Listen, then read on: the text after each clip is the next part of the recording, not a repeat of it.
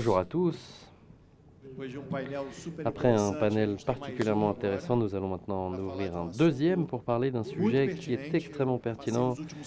J'ai passé les 6 dernières années sur le continent africain et la question énergétique est quelque chose d'urgent en Afrique, hein. Non seulement en Afrique d'ailleurs, dans le monde aussi.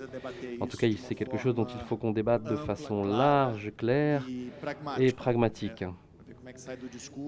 La question est de savoir comment on quitte le discours pour rentrer dans le domaine de l'action. Pour cette discussion, donc, j'aimerais inviter M. Enio Verri, directeur général Brésil de Itaipu Binacional, le professeur Carlos Lopez qui va nous faire une participation virtuelle, professeur honoraire de la Nelson Mandela School of Public Governance, faculté de commerce, université de la ville du Cap, Paulo Gomes, président du conseil consultatif de la Chambre de commerce Afrique Sud-Est asiatique. S'il vous plaît. Nous allons parler ensuite M. Radaes, recevoir M. Radaes de Ketchi-Piccoli, responsable général donc des combustibles Petrobras, et M. Barat Adlaka, désolé pour la prononciation.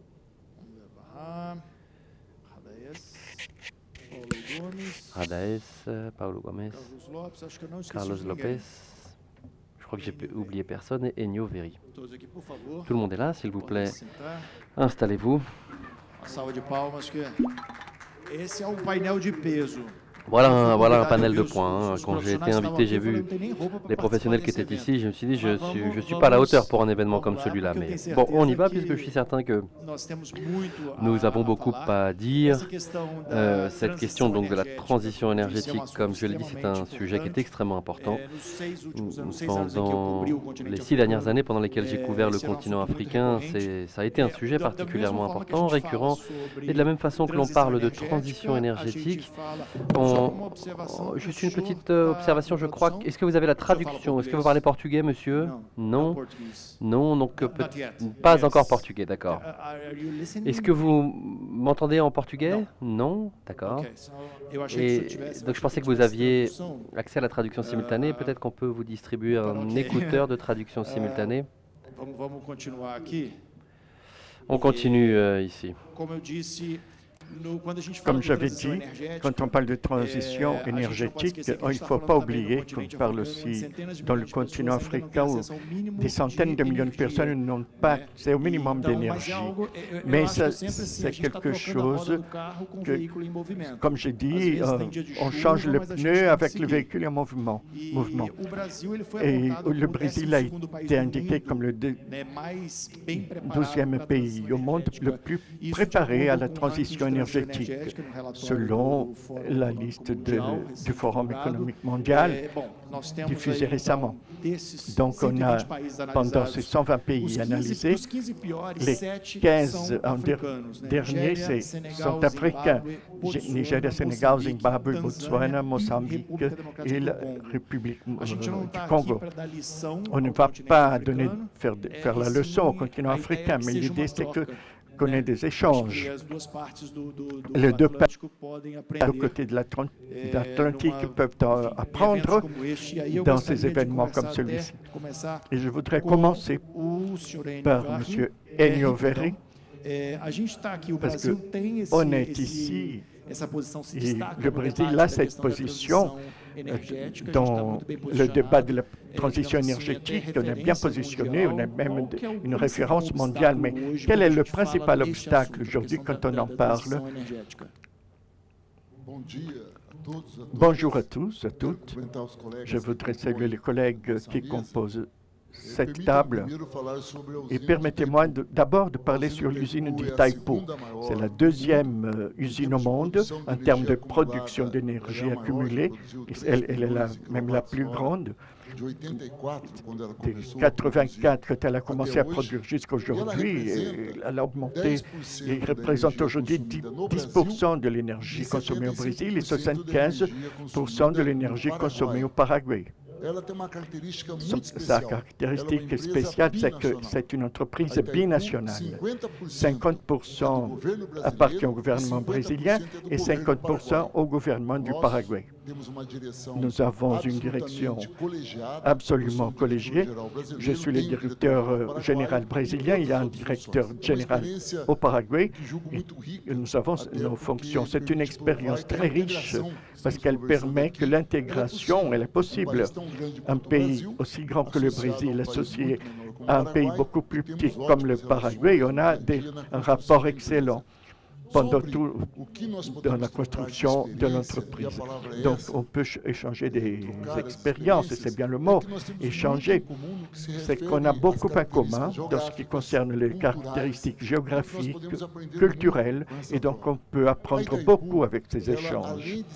L'Itaipu, en plus d'une entreprise de production hydroélectrique, c'est une caractéristique du Brésil. Le Brésil a le plus grand pourcentage de production hydroélectrique, d'énergie hydroélectrique. Et une autre chose, c'est le photovoltaïque et l'éolique. C'est important de le souligner. Aujourd'hui, 40% de l'énergie implantée au Brésil, c'est éolique ou photovoltaïque. Une énergie propre et très bon marché, en plus des hydroélectriques. Et Itaipu c'est la seule à avoir un réservoir. L'autre utilise toujours les flux des rivières. Et aujourd'hui, on a la plus grande sécheresse depuis les dernières années au Brésil. Les rivières sont séchées et les usines ne travaillent pas, mais l'Itaipu continue de produire à cause de cette caractéristique, d'avoir des réservoirs. Qu'est-ce qu'on peut avoir dans ces échanges comme contribution? C'est justement les pays arabes, les pays d'Afrique. La question, c'est d'utiliser l'énergie solaire, l'énergie photovoltaïque, justement, et l'éolique, c'est le vent. C'est important parce que ça a un faible coût. Et le coût que le consommateur va payer, c'est plus faible. Mais il y a un problème, ce n'est pas une énergie ferme. Qu'est-ce que ça veut dire? Ça veut dire que quand il n'y a plus de vent et quand le temps n'est pas clair, il n'y a pas de production d'énergie. Donc, l'énergie éolienne et le photovoltaïque, on comprend que c'est un grand saut de faible prix-coût, mais s'il n'y a pas une option d'énergie ferme, ça ne marche pas. Il faut avoir une alternative. Donc, il faut qu'on échange ces expériences et sur le rôle de l'hydroélectrique. Si on regarde un verre d'eau, c'est la moitié qui est produite par l'éolienne, donc photovoltaïque, et même les énergies combustibles, comme les combustibles fossiles pour la production de l'énergie. Après, mon collègue des Petrobras pourra le dire, mais ce n'est pas intégré dans le système. Mais ça oscille beaucoup. Parfois, c'est éolienne ou photovoltaïque, parfois c'est hydroélectrique. Donc, les trois ensemble peuvent contribuer par un échange d'expériences pour tous nos pays. Quand on parle du continent africain, cette référence d'un verre demi-plein, demi-vide, c'est très important de le voir. C'est la plus significative parce qu'on a toujours des raisons de se plaindre, de critiquer, mais on a aussi des raisons d'espoir, par où il faut pointer, cibler. Et il faut faire que le verre soit toujours plein. Et le continent africain peut avoir la plus grande hydroélectrique du monde à la République du Congo. Donc, comment va cette attente, puisqu'on parle de ce continent? En Afrique du Sud, à 80% de son énergie provenant du charbon. Donc, ça ne sert pas à grand-chose. On voit des voitures électriques, mais en même temps, on a des sources d'énergie qui ne sont pas propres. Donc, il faut être... Est-ce qu'on peut être optimiste par rapport à cette hydroélectrique qui peut être la plus grande du monde, dépassant la chinoise? La question énergétique en Afrique, je crois qu'elle aura une certaine tolérance pour l'utilisation du combustible fossile en Afrique. En même temps qu'on fait ces efforts pour utiliser de l'énergie, produire de l'énergie renouvelable.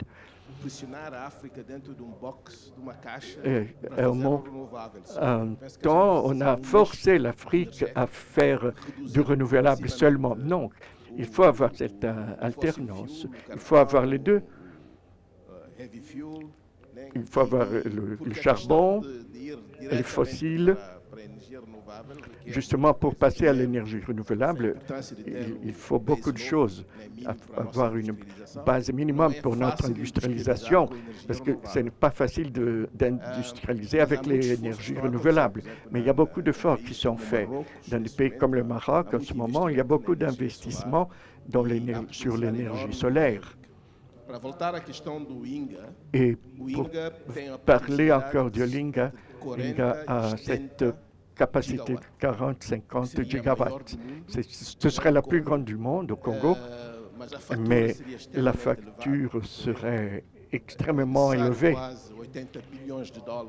presque 80 milliards de dollars pour le faire. Et ce serait l'ensemble de 7-8 barrages autour. Malheureusement, quand la discussion a commencé, il y avait une grande opposition des pays industrialisés par rapport à l'hydraulique. Et ce que le Brésil a réussi à faire avec le Paraguay, il y avait tout un courant contre l'hydroélectrique. J'étais à la Banque mondiale il y a quelques années, il y avait beaucoup de pression pour que la Banque mondiale ne finance pas les hydroélectriques. Maintenant, la chose a changé. Il y a une équipe qui travaille auprès de la Banque mondiale avec d'autres pays comme le Congo. Et ce n'est pas seulement de construire le barrage, mais le barrage doit fournir de l'énergie pour l'Afrique du Sud, pour l'Angola.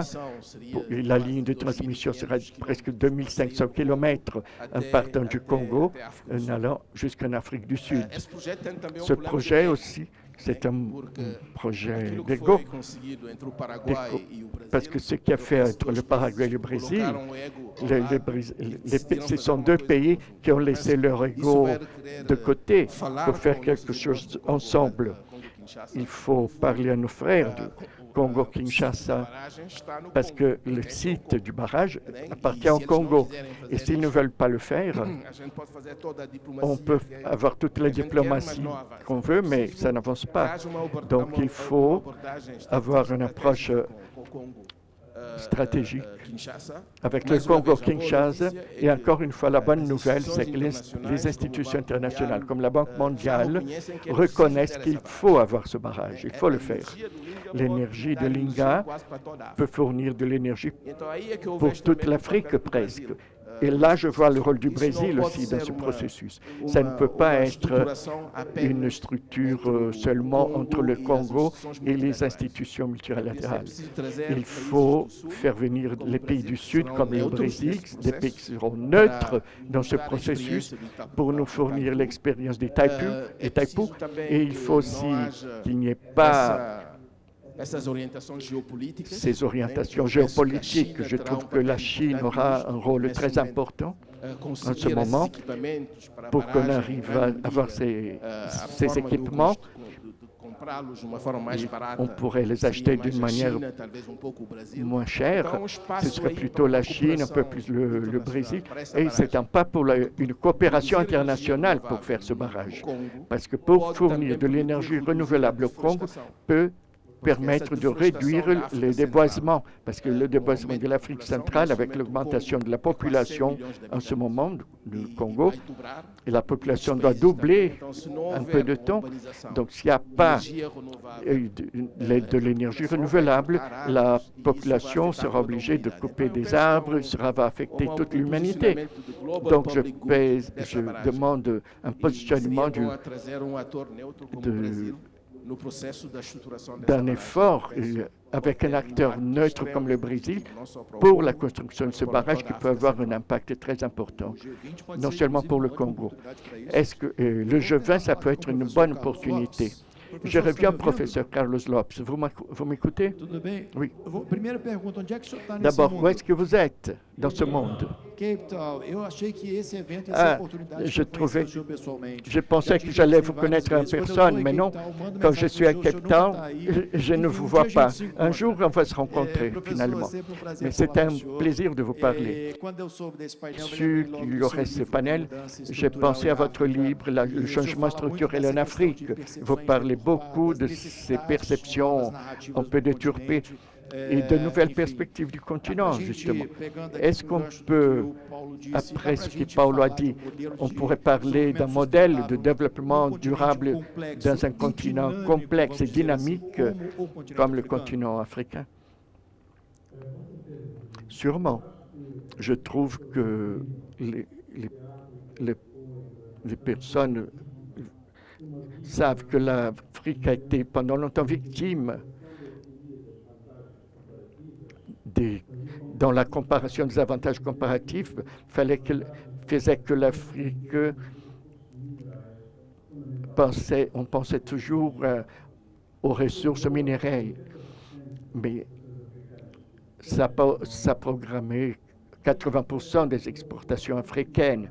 Et c'était un peu la continuité du modèle colonial où il y avait une tendance d'extractivité et qui continue dans la même structure. Mais si on veut changer, ce sera nécessaire changer le cours des explorations en Afrique. Et il a fallu développer d'autres parties industriellement dans d'autres parties du globe. Et ces parties maintenant ont une autre condition de vie, mais ils ont contracté d'autres dettes.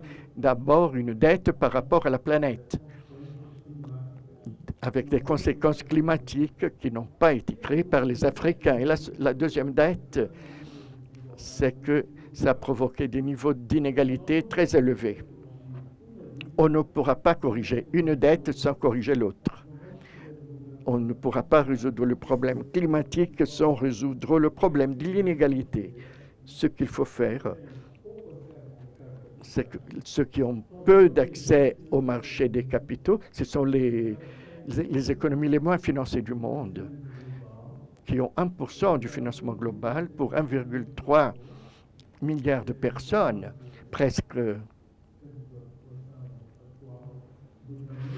une énorme partie de la population actuelle de la planète. Et jusqu'à la fin du siècle, on aura le tiers de la population mondiale en Afrique. Donc, ce n'est pas possible d'imaginer qu'on pourra continuer à développer avec ces accès réduits au crédit.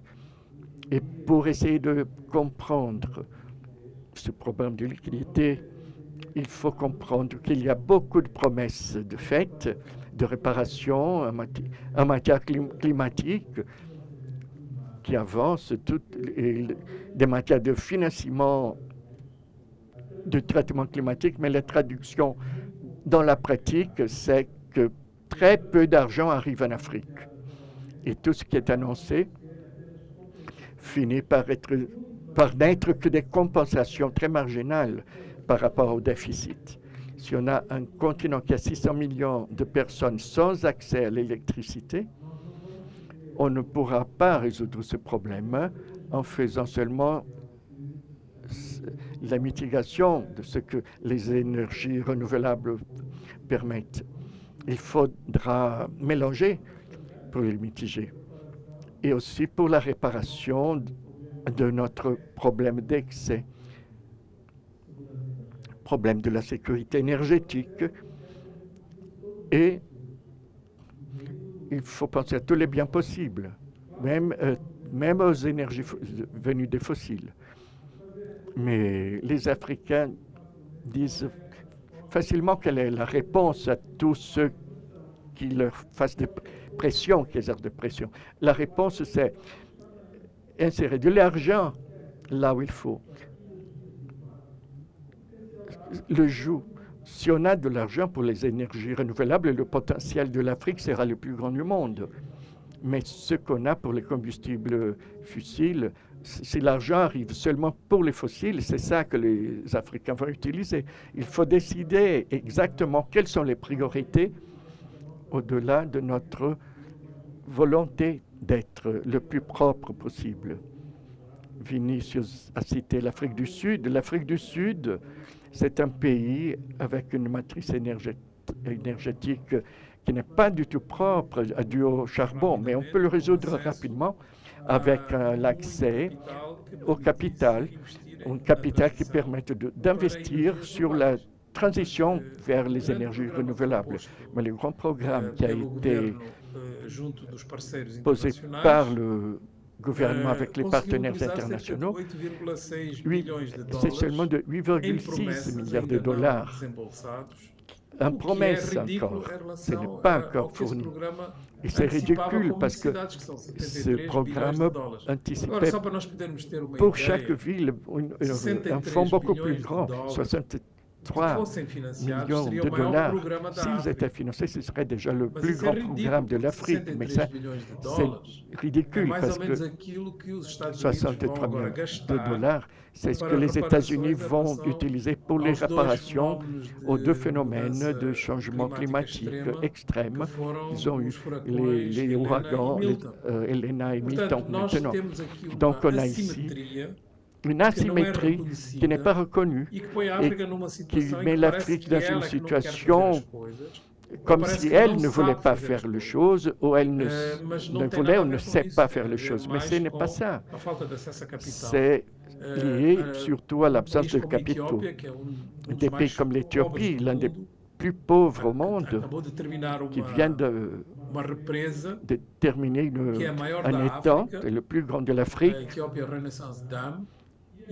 et cet étang a dû être financé complètement par les économies de l'Éthiopie, parce qu'aucune institution financière internationale a voulu fournir des fonds à l'Éthiopie.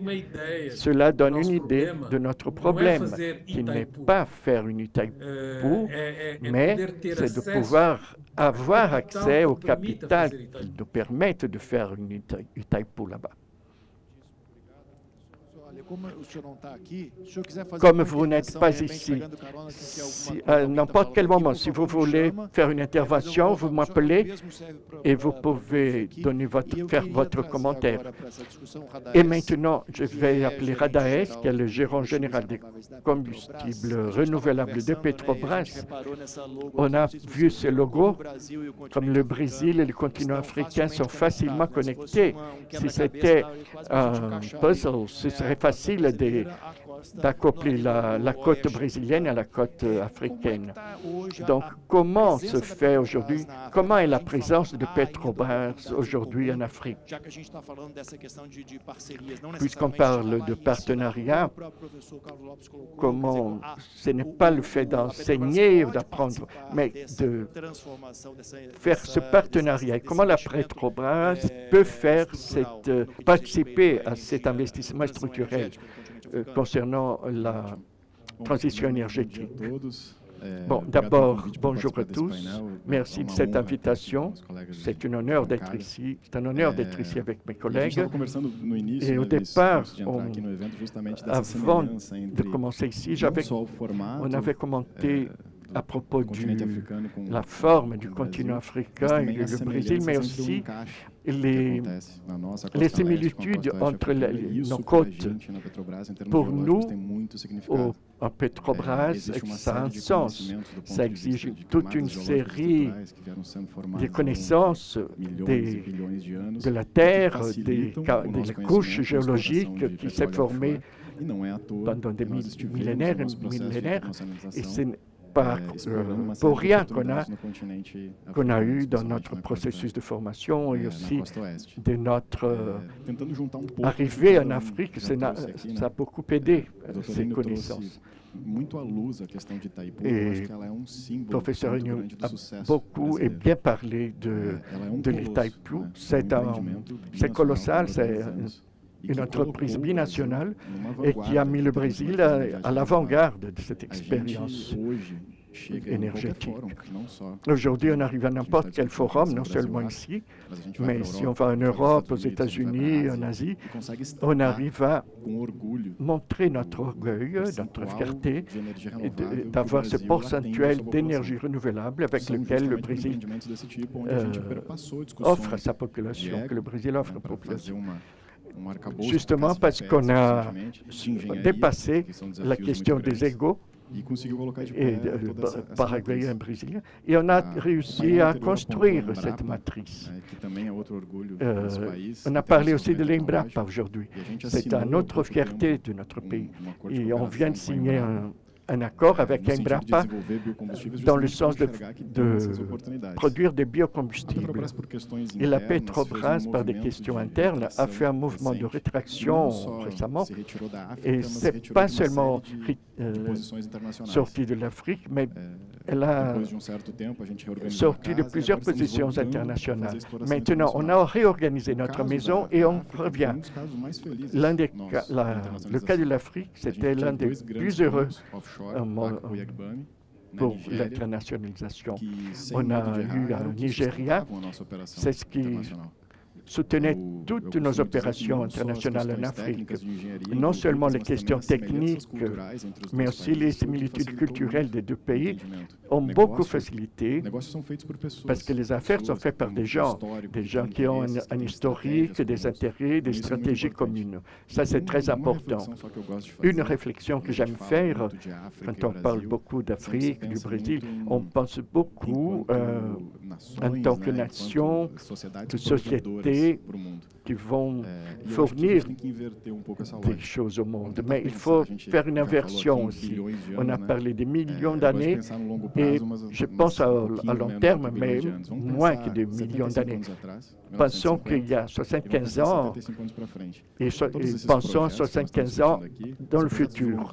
Ce sont des projets de très long terme. Donc, quand je fais une prévision pour les champs de pétrole ou d'énergie éolienne ou solaire, il faut les marier, il faut les combiner. Et si on regarde le continent africain et voit la population d'autrefois, aujourd'hui, on a 1,4 milliard de personnes. Si on pense à 2100, ce sera 4,2 milliards de personnes. Donc, il y a des éléments perceptibles. Non seulement, il faut se rendre compte, non seulement pour la transition énergétique, mais aussi pour la production alimentaire et pour d'autres aspects, en sortant de sociétés européennes, américaines et revenons à la société africaine, sud-américaine, du Caraïbe. Il faut penser à tout ce mouvement. Ce n'est pas pour rien qu'il y a quelques mois, on est revenu en Afrique, on a acquis une participation pour la formation d'Orange en Afrique du Sud. C'est l'un des exemples de la vision de la Petrobras. Et pour décider d'y aller, et pour faire ce qu'on sait faire, qui est l'exploration d'huile, de gaz, et surtout dans la mer, et là, on peut lever cette connaissance, cette expertise à des compagnies là-bas. Et toute discussion juste qui passe pour faire cette transition énergétique au niveau global doit explorer ces potentialités entre le Brésil et l'Afrique. Ce qui s'est passé, en fait, c'est que, par exemple, un programme excellent pour la production d'hydrogène à partir des énergies renouvelables. Et tout le monde qui est disposé à acheter l'hydrogène, et ils vont voir aussi ceux qui veulent l'acheter, qui veulent le vendre. Il y a toujours un gap. Alors, ils font un genre de vente ouverte, et le gouvernement va voir ceux qui sont disposés à vendre ou à acheter avec des avantages pour les uns et les autres.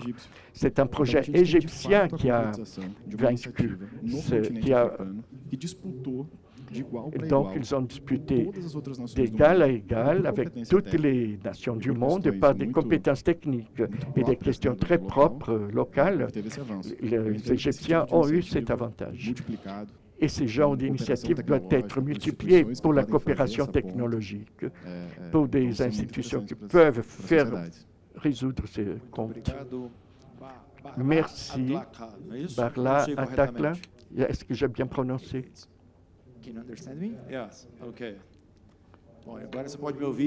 Maintenant, vous pouvez, je continue à parler portugais, mais vous êtes directeur. UTAN, c'est un groupe spécialisé pour la coopération et la cogénération d'énergie, de l'éthanol, du sucre. Et vous êtes le seul qui n'est pas brésilien ici dans l'UPA. Enfin, comment vous voyez et qu'est-ce que vous voyez comme potentiel d'opportunité sur le marché brésilien dans l'industrie de sucre, d'éthanol et d'énergie?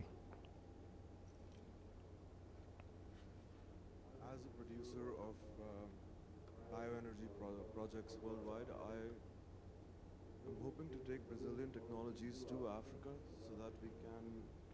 so that we can further strengthen and learn from the mistakes that Brazil has made and the expertise that Brazil has, and take it to Africa in these bioenergy projects, be it for ethanol or for biomass. Now, when we look at investments in the renewable energy space in Africa, a large percentage of it is going to be hydroelectric, there's going to be solar, wind, but then there is always going to be waste. Mais il va toujours y avoir de l'agriculture et qui est utilisée pour créer de la bioénergie, mais qui est un faible pourcentage de l'énergie, de la matrice énergétique, mais qui dans le même temps correspond à une partie importante de l'électrification et correspond donc à des changements importants pour ces pays qui sont d'autres projets significatifs également. Donc lorsque je construis ce projet, le plan est de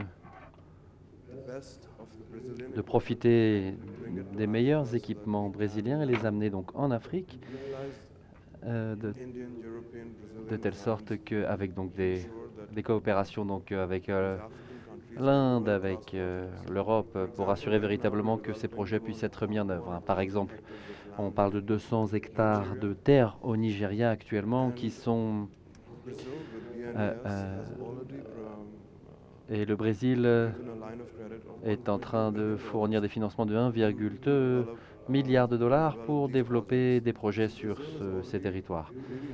Donc le Brésil est déjà très utile à l'Afrique actuellement. Et nous développons donc ce type de projet, notamment axé sur l'agriculture, visant donc la sécurité alimentaire. Maintenant, du côté des énergies, de l'énergie, l'électrification de ces territoires permet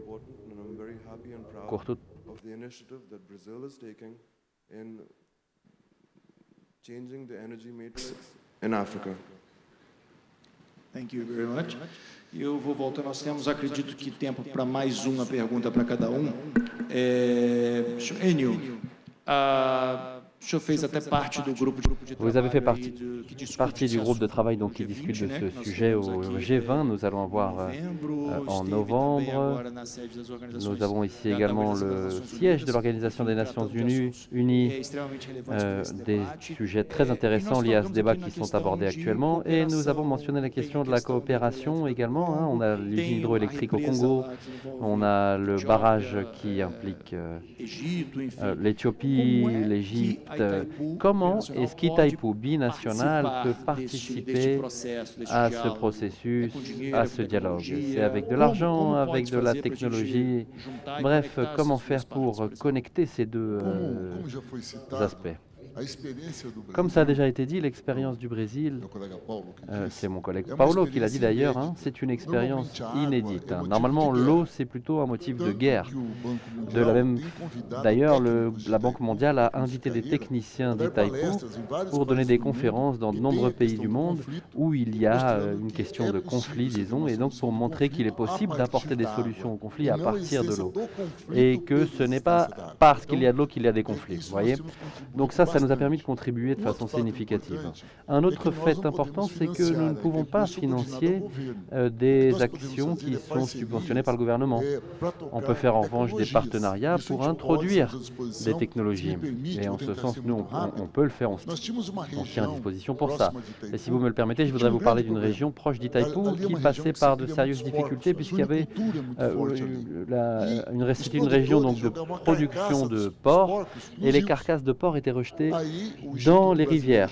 Et donc l'Institut brésilien IBAMA, qui suit les questions environnementales, a commencé à mettre des amendes à ces producteurs en utilisant donc projet de biogaz. Et avec Itaipu de biogaz, c'est-à-dire qu'à partir de la carcasse des porcs, le gaz a commencé à être produit, c'est-à-dire que nous avons éliminé un problème environnemental et en même temps 1500 familles reçoivent de l'énergie électrique grâce au biogaz. Donc ça, par exemple, c'est une technologie publique développée pour échanger, par exemple, la production de biomasse et de biogaz en Afrique qui est très grande actuellement et nous pouvons donc contribuer en ce sens. C'est clair que c'est un petit exemple que je vous donne là. Je suis d'accord avec ce que vous venez de dire d'ailleurs, monsieur. C'est quelque chose dont on discute à l'occasion notamment de notre 11e rencontre. Là, nous en sommes à la 12e rencontre. Le potentiel de l'Afrique est gigantesque. Maintenant, le problème est de savoir qui finance le développement. Ça, c'est le véritable défi, c'est le vrai enjeu. Et au moment de l'Assemblée générale de l'ONU, on s'est rendu compte que les pays pauvres, disons, je ne sais pas si c'est le bon terme, faisaient une analyse de la crise climatique et du besoin de la transition énergétique. La lecture qui est faite par les pays pauvres, c'est exactement la même que celle des pays riches concernant la crise et le besoin d'une transition. Sauf que les pays pauvres, ils posent la question, mais qui paye en fin de compte? Les pays riches ne touchent pas à ce sujet. Donc on a un consensus qui est l'importance, le besoin, mais la question de savoir qui va contribuer n'est pas forcément réglée. Tout le monde s'esquive un peu. Le G20, par exemple, avec le président Lula, a un rôle essentiel. On a rappelé d'ailleurs récemment que l'Afrique du Sud sera le prochain président du G20 et c'est donc un moment essentiel pour approfondir ces actions, la lutte contre la faim, entre autres choses. Moi, j'ai été professeur d'économie, je suis à la retraite maintenant, et donc je discutais tout le temps de la question de la distribution des richesses, inflation, concentration des richesses, et je voyais la question environnementale en bout de liste. Et je disais tout le temps, un jour, il va bien falloir qu'on discute de ça. Et ça y est, ce jour est arrivé. On ne peut plus continuer de séparer les choses. La distribution des richesses, inflation, croissance, question climatique fait partie de ces questions aussi. Donc il faut penser le développement de l'Afrique à la lumière de ces questions et c'est pour ça que le président Lula doit défendre un fonds global. On a besoin d'un fonds global, on a besoin que le monde comprenne que la transition est urgente et bien sûr que certains pays comme le Brésil, et d'ailleurs Petrobras le fait actuellement, le pétrole qui finance la transition énergétique. D'ailleurs, Petrobras fait ça de façon très compétente actuellement. Et aujourd'hui, au Brésil, bon, c'est clair qu'on ne peut pas comparer la taille de Petrobras à la difficulté que vivent d'autres pays, mais si l'on pense à la production du charbon, on ne peut pas ne pas trouver de solution à cette transition qui est urgente. Voilà. Et donc pour terminer, je me tiens à votre disposition pour discuter plus de ces questions des technologies, notamment concernant le biogaz. La première plante industrielle au Brésil pour la production du SAF via biogaz, c'est à Itaipu, elle est à Itaipu. On connaît beaucoup de choses qu'on a mis à disposition d'ailleurs, on se tient à disposition pour échanger nos connaissances, nos expériences et pour réfléchir, notamment à travers le ministère des Relations extérieures, de Mines et d'Énergie, auquel nous sommes liés, nous nous tenons à disposition pour tout ce qui vous semblera nécessaire. Mais en tout cas, je voudrais insister sur l'importance du point de vue du président Lula, que le président Lula a donné, notamment au moment du G20 actuellement, à la question du financement de la crise climatique, ou plutôt de la sortie de crise climatique, et l'importance également donc de soutenir les BRICS. Et l'année prochaine, on a la COP30, ça va être un moment où tous les yeux du monde vont être virés vers le Brésil. C'est un moment à ne pas louper. Paulo, il existe un effort global lorsque l'on parle de décarbonation de l'industrie lourde. Et donc, en ce sens, on a par exemple l'Union européenne qui essaye de forcer ça en imposant donc des tribus, des impôts. Est-ce que vous êtes d'accord avec ce genre de mesures? Est-ce que vous pensez qu'on doit discuter de ce genre de situation ici dans le Sud global? Il y a une phrase que j'aime beaucoup ouvrir, notamment à l'époque où j'écoutais en Éthiopie, j'entendais souvent ça, des solutions africaines pour des problèmes africains. Est-ce que vous pensez que cette discussion doit rester ici? Je vais d'ailleurs inclure le Brésil ici dans cette discussion. Ou est-ce que vous pensez que ce type de mesures, comme des actions adoptées par l'Union européenne par exemple, sont nécessaires?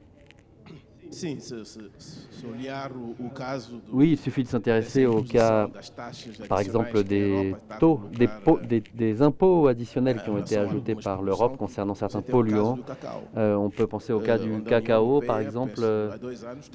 L'Union européenne, il y a 2 ans de cela, a décidé de taxer la production qui venait de pays africains, justement parce qu'il y avait des problématiques de frustration.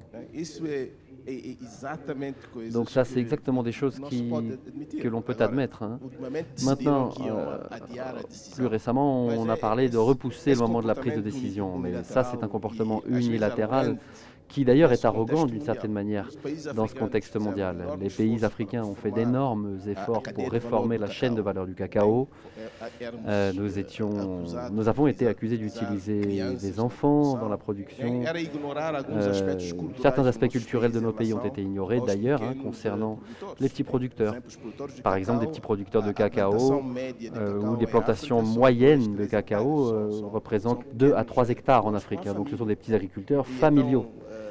Et traduire ça comme du travail infantile, esclave, ça signifie négliger la réalité de ces pays. Mais donc, pour parler de cette question de l'agenda international, notre grand problème au niveau de l'agenda international, c'est le manque de mise en œuvre.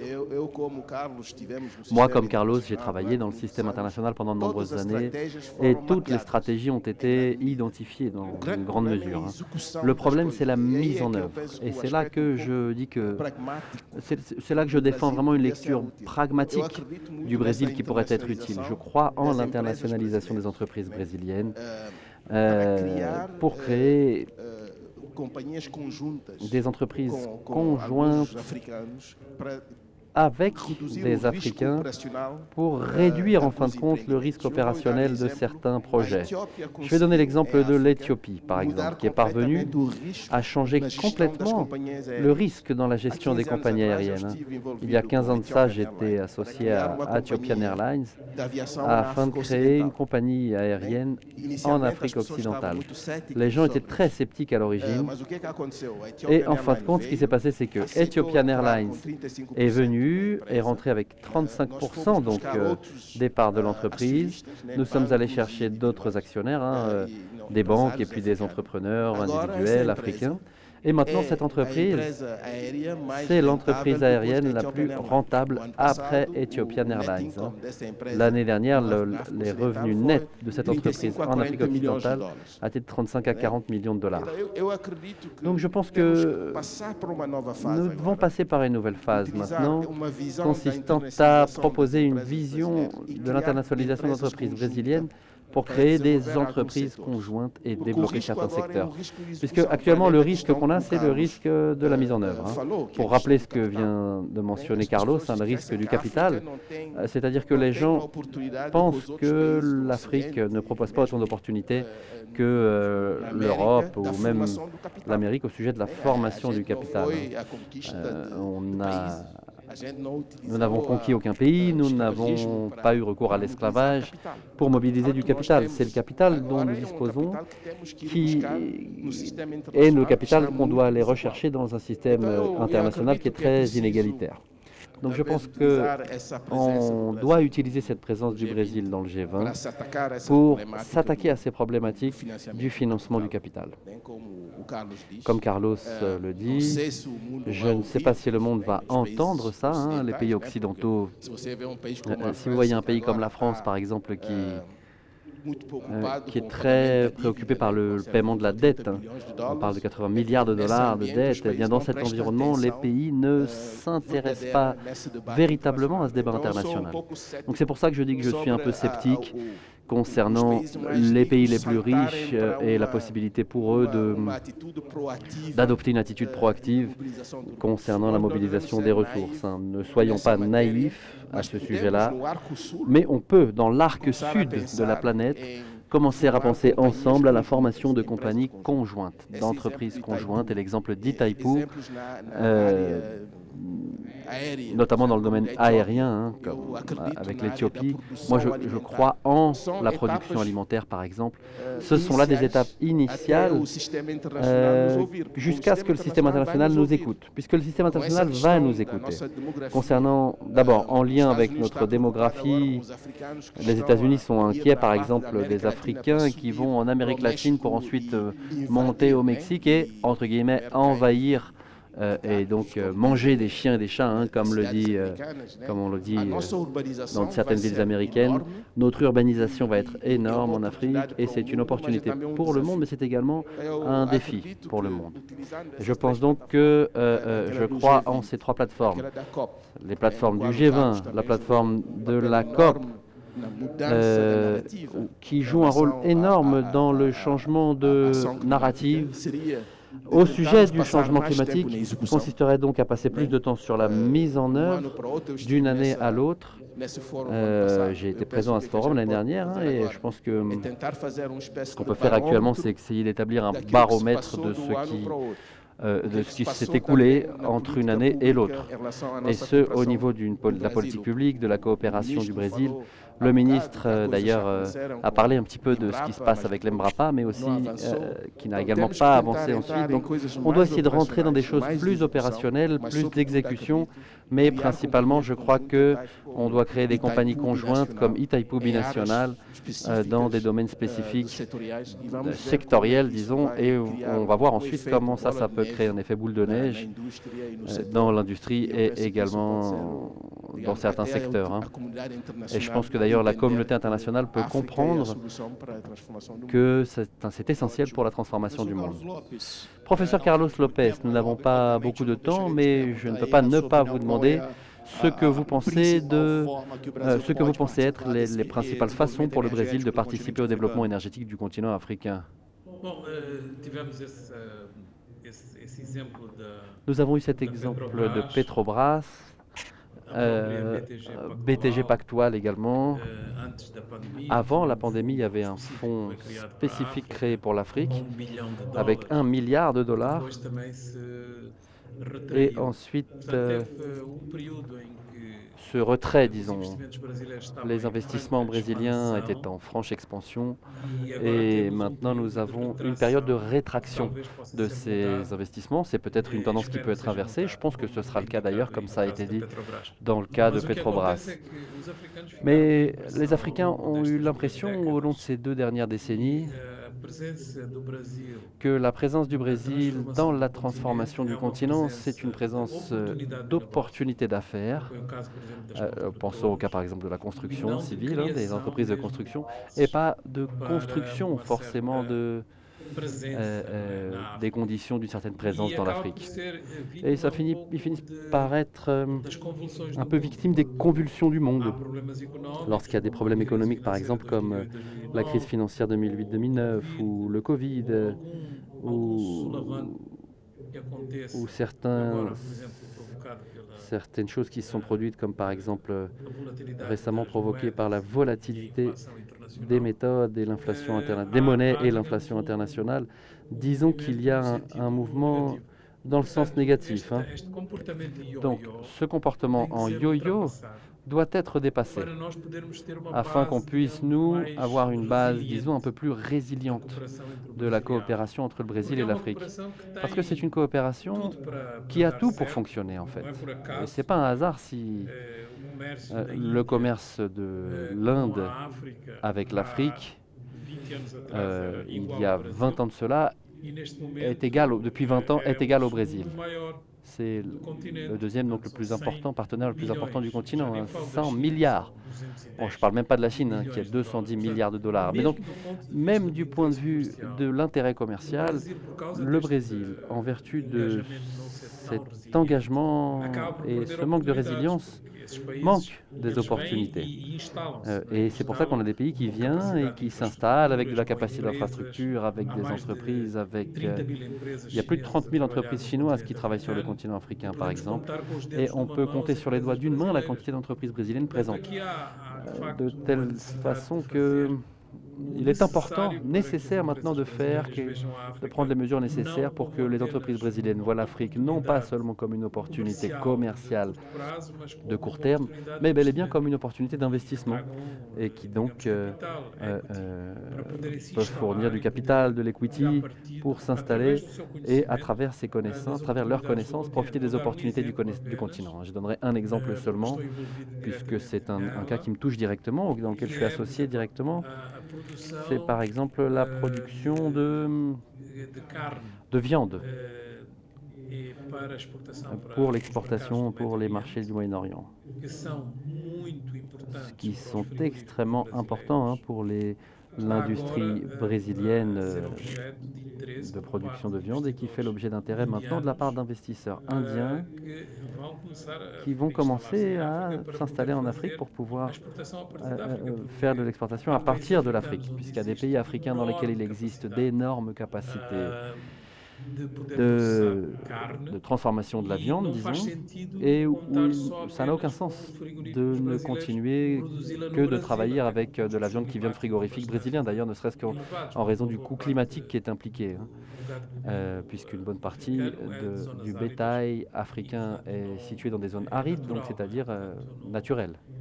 C'est un élevage naturel, donc il y a un avantage à avoir la certification bio à travers notamment l'absence, là en l'occurrence, de prairies artificielles. En tout cas, on aurait une liste énorme d'opportunités dont on pourrait discuter, et bien sûr dans le domaine énergétique en particulier, puisque le Brésil a mené quelques tentatives d'introduction de biofossiles, mais ça n'est pas allé très loin puisque ça manquait de capitaux en fin de compte. C'était simplement de l'assistance technique, des idées, mais en tout cas des idées il y en a beaucoup, donc bon, ça a manqué de capital clairement pour pouvoir engager une dynamique vers la production. Le dernier sujet, je vais dépasser un petit peu le temps là, mais je pense que nos deux intervenants là ont quelque chose en commun au sujet de c'est Barra et Radaes. Je voudrais vous parler donc du secteur de l'aviation qui a un rôle particulier dans les émissions de CO2. Est-ce qu'on peut explorer plus la question donc du combustible durable pour l'aviation? On a maintenant la loi au Brésil du combustible du futur. On a une réflexion sur voilà, le raffinement de certains combustibles pour l'aviation. Est-ce qu'on peut parler véritablement, est-ce que d'un point de vue environnemental, c'est plus avantageux, mais c'est plus cher pour les compagnies aériennes? Comment est-ce qu'on peut viabiliser véritablement ces combustibles? Bien, on approche l'heure du déjeuner. Je vais être très pratique. J'ai bien aimé une référence que le professeur Roberto nous apporte. Il a cité la science, l'entrepreneuriat et les politiques publiques. Ce sont les trois vecteurs qu'on cherche à appliquer sur les marchés existants. Et là, on voit que c'est des points les plus avancés. C'est la lettre 3. La technologie, elle existe, elle est disponible. On a déjà ces domaines, cette maîtrise il y a 15 ans. L'important maintenant, c'est de positionner les pays dans une discussion très franche. On a parlé avant de la discussion avec l'Europe, les États-Unis, la question des flux migratoires. Et on se rend compte dans la pratique, les masques tombent. On a une discussion pendant 10 ans. Ceux qui sont en diplomatie le savent, on a cette discussion entre Mercosur et Europe. Et le premier signe des agriculteurs français, tout un accord s'est écroulé. Là, il y avait des avantages compétitifs. Le Brésil, l'Amérique du Sud peut se positionner, mais il faut qu'on ait des discussions franches, pragmatiques. C'est ce qui s'est passé. C'est ce qu'on fait à Petrobras, c'est très simple. C'est des pôles programmes globaux, mais c'est aussi pour une question de survivre, notre survie. Il faut avoir une population en 2005. Là, oui, il faut faire ces efforts, et cet effort global, collectif, sincère, passe par l'exploration de ces solutions. On a un exemple très clair de politique publique développée au Brésil. C'est biogaz et biométhane. C'est un avantage gigantesque que le Brésil et l'Afrique peuvent avoir, l'Inde aussi. Donc, c'est passer par toutes ces opportunités, en passant par ces trois vecteurs, c'est ce qu'on va faire, qu'on évolue, non seulement au Brésil, mais dans le monde. On peut augmenter cette production de combustible durable. Comment on le fait dans votre... Countries will have to take a lead in because the initial costs of production are higher than regular fuel, and going forward, as the unit economics become better for sustainable aviation fuel, then we can introduce this in a big way in the African economy, because we have to do it in a phased-wise rollout. What is the need of Africa today? Is it sustainable aviation fuel, or is it electrification for homes? So it is definitely a good idea, and that is the future. It's biogas, sustainable aviation fuel, green hydrogen. But we have to look at it from the lens of Africa, not of the lens of a developed country looking at Africa, saying this is what we're doing, so this is what you should do as well. So it is definitely the right way going forward in the future, but we have to first start addressing the needs of what the continent of Africa needs. So from what the professor mentioned, financing is an extremely important aspect, and this is an area where India, Brazil, and a lot of countries can come together to further push the goals of the African Union for sustainable energy targets and the current installed capacity and the capacity that's coming in every year. We'll need 3 times more the investment on a year-on-year plus d'investissement à chaque année pour atteindre ces objectifs. Donc, j'espère qu'on aura la chance dans ce forum d'apporter plus de fonds en Afrique pour développer ces projets. Merci beaucoup. Merci à tous. Je crois que tout le monde a faim. C'est un signe que le déjeuner est servi. Merci à tous. Merci à tout le monde. Carol, c'est à toi. Merci à tous. Maintenant, on va les applaudir à la clôture de ce panel très enrichissant. Merci à tous. Vinicius, Carlos Lopes aussi, le professeur.